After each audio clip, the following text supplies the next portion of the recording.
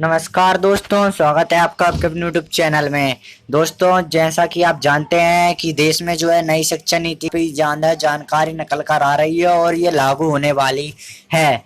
तो दोस्तों, इस वीडियो में जो है मैं आपको नई शिक्षा नीति से जुड़ी पूरी जानकारी दूंगा। नई नई शिक्षा नीति क्या है, ठीक है, छोटे बच्चों पर क्या हुए हैं बदलाव, और 10वीं बोर्ड परीक्षा क्या खत्म होगी, और साथ में शिक्षक बनना होगा कठिन। तो ये बिल्कुल सही है दोस्तों, शिक्षक बनना अब कठिन होगा। चलिए मैं आपको बताता हूँ इस पूरे न्यूज़ के बारे में।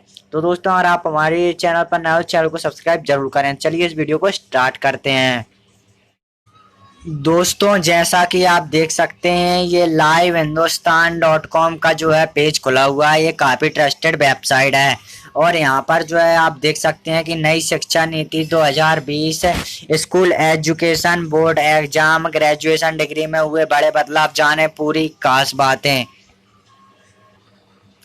यहाँ पर आप देख सकते हैं दोस्तों, जैसे ये स्क्रॉल बैक करते हैं उसके बाद दोस्तों इससे रिलेटेड सभी जानकारी हमें दी हुई है कि यहाँ पर जो है क्या क्या बदलाव हुए हैं। तो आप देख सकते हैं कि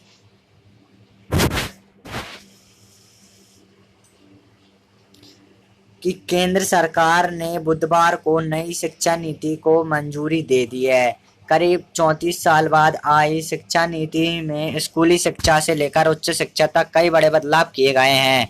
बच्चों पर से बोर्ड परीक्षा का भार कम किया जाएगा, तो उच्च शिक्षा के लिए भी अब सिर्फ एक नियामक होगा, ठीक है। यानी कि अब जो है वो उच्च शिक्षा के लिए केवल एक नियम लागू होगा।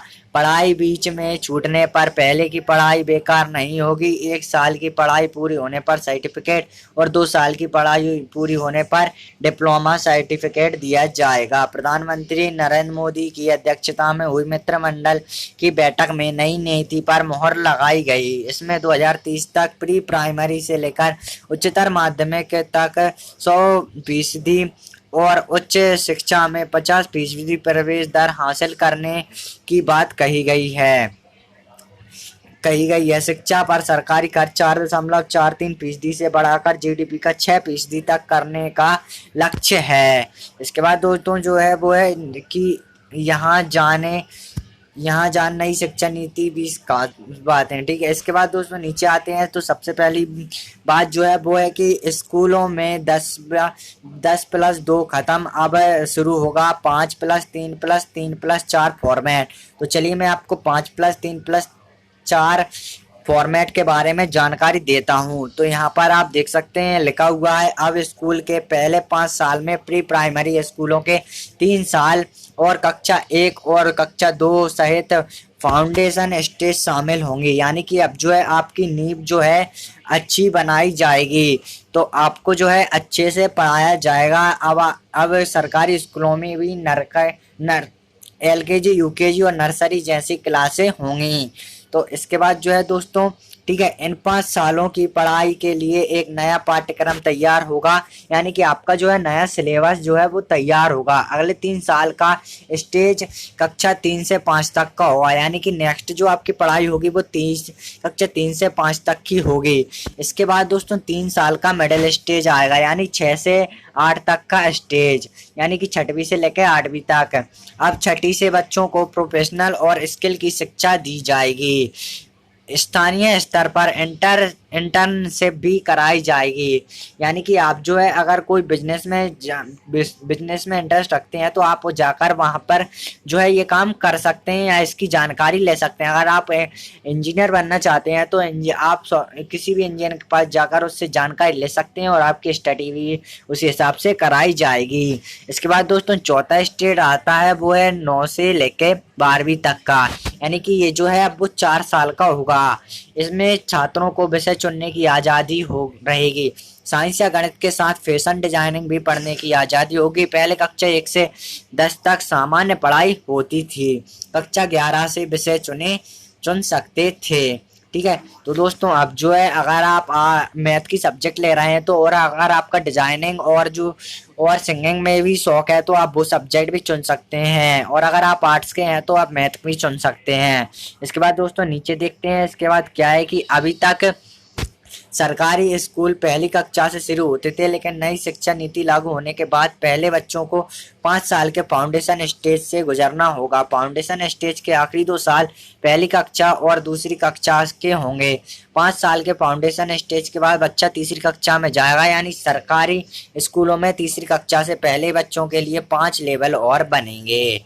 इसके बाद दोस्तों नेक्स्ट आ जाता है कि 5+3+4 के नए स्कूल एजुकेशन सिस्टम में पहले 5 साल 3 से 8 साल के बच्चों के लिए, उसके बाद के 3 साल 8 से 11 साल के बच्चे, उसके बाद के 3 साल 11 से 14 साल के बच्चों के लिए, और स्कूल में सबसे आखिर के 4 साल 14 से 18 साल के बच्चों के लिए निर्धारित किए गए हैं।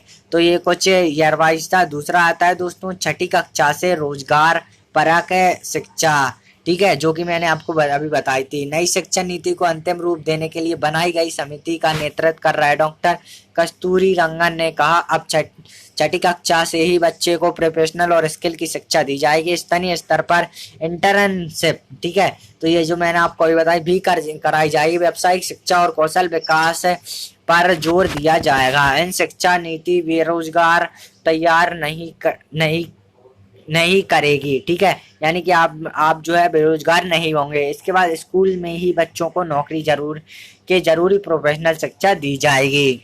इसके बाद दोस्तों नेक्स्ट आती है 10वीं और 12वीं बोर्ड परीक्षा आसान होगी, ठीक है। पहले अभी जो होती थी उस लेवल की परीक्षा अब नहीं होगी। 10वीं एवं 12वीं की बोर्ड परीक्षाओं में बड़े बदलाव किए जाएंगे। बोर्ड परीक्षाओं के महत्व को कम किया जाएगा। कई अहम सुझाव हैं, जैसे सालों में 2 बार परीक्षाएं कराना, 2 हिस्से वस्तुनिष्ठ, ऑब्जेक्टिव और व्याख्यात्मक श्रेणियों में इन्हें विभाजित करना आदि। दोस्तों सेमेस्टर का मतलब भी वही होता है कि 2 बार परीक्षा कराना, यानी ईयर में आपकी 2 बार परीक्षा होगी।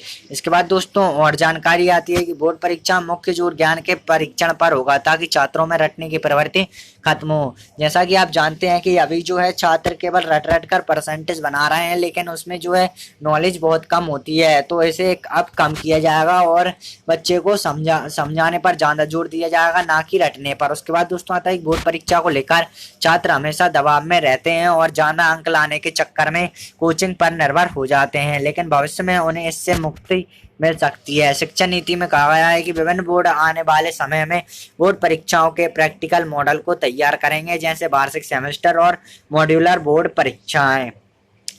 इसके बाद दोस्तों और नीचे आते हैं तो यहाँ पर देख सकते हैं 5वीं तक आपको जो है मातृभाषा में पढ़ाया जाएगा, यानी कि आपके क्षेत्र में जो भाषा बोली जाती है उसी से आपको पढ़ाया जाएगा, ना कि आपको कोई अन्य भाषा पढ़ाई जाएगी, ठीक है। इसके बाद दोस्तों और जानकारी निकलती है कि अब जो है ये ग्रेजुएशन वालों के लिए है दोस्तों जानकारी, तो ये है ग्रेजुएशन में 3-4 साल की डिग्री, मल्टीपल एंट्री और एग्जिट सिस्टम। उच्च शिक्षा सचिव अमित खरे ने बताया कि नई नीति में मल्टीपल एंट्री और एग्जिट बहुस्तरीय प्रवेश एवं निकासी व्यवस्था लागू किया गया है। आज की व्यवस्था में अगर 4 साल इंजीनियरिंग पढ़ने या 6 सेमेस्टर पढ़ने के बाद किसी कारणवश आगे नहीं पढ़ पाते, यानी कि आप अगर 3 साल आगे नहीं पढ़ पाते 3 साल के बाद, तो कोई उपाय नहीं होता है। लेकिन मल्टीपल एंट्री एग्जिट सिस्टम में एक साल के बाद सर्टिफिकेट, 2 साल के बाद डिप्लोमा तथा 3 से 4 साल बाद मिल जाएगी आपको डिग्री, ठीक है। तो दोस्तों अगर आप नीचे पढ़ें तो आप देख सकते हैं कि 3 साल की डिग्री उन छात्रों के लिए है जिन्होंने हायर एजुकेशन नहीं लेना है, यानी कि आपको आगे पढ़ाई नहीं करनी है। भाई शोध में जाने वाले छात्रों को 4 साल की डिग्री करनी होगी। 4 साल की डिग्री करने वाले स्टूडेंट 1 साल में एमए कर सकेंगे, तो आप एमए सिर्फ 1 साल में कंप्लीट कर सकेंगे। नई शिक्षा नीति के मुताबिक यदि कोई छात्र इंजीनियरिंग कोर्स को 2 वर्ष में ही छोड़ देगा तो उसे डिप्लोमा प्रदान किया जाएगा।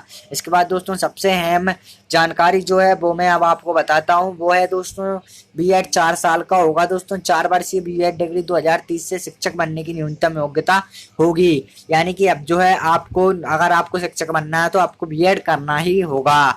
इसके बाद दोस्तों नीति के अनुसार पेशेवर मानकों की समीक्षा एवं संशोधन 2030 में होगा। इसके बाद प्रत्येक 10 वर्ष में होगा।